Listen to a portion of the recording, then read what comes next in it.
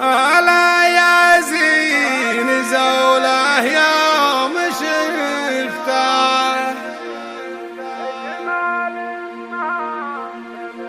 جمال ما خلق بين البرية يقولون العرب بالله وصفك عقب ما شف هكا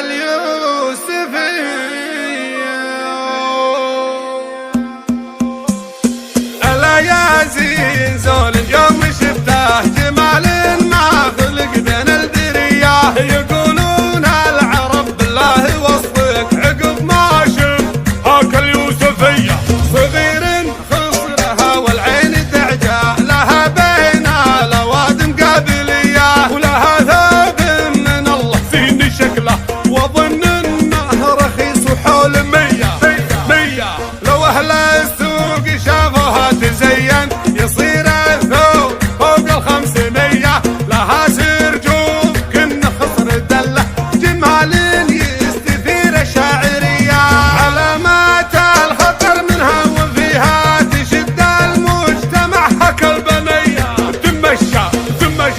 تمشى كلها لين وهداوه والزوات بالقلوب اكبر قضيه هذا كل العقول وزينه اللي نسوي بالعذار فوضويه عليهم مثل قايد في كلامه يمشي كل ضباط السريه في قلوب ناس ما تبيها بنات الناس خلت سويه تمر الناس ما تشد